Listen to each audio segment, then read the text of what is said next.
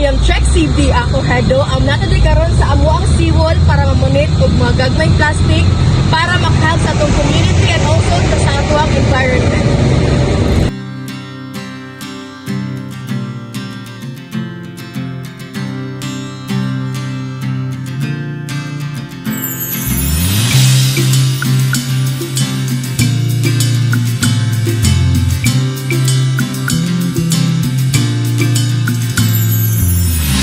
Our community is coming together to collect plastic materials in an effort to reduce waste and support environmental sustainability. Plastic pollution has become one of the biggest threats to our planet, contaminating oceans, harming wildlife, and taking centuries to break down. By gathering and recycling plastics, we can reduce the volume of waste that ends up in landfills and waterways.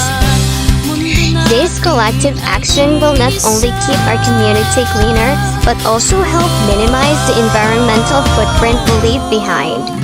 By participating in this plastic collection drive, each of us can play a part in protecting our environment and contributing to a healthier planet for future generations.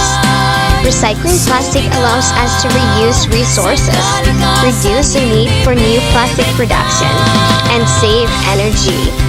Together, let's spread the word, encourage more community members to join, and work toward a cleaner, greener earth. Small actions lead to big impacts, and with everyone's involvement, we can make a significant difference in protecting Mother Earth.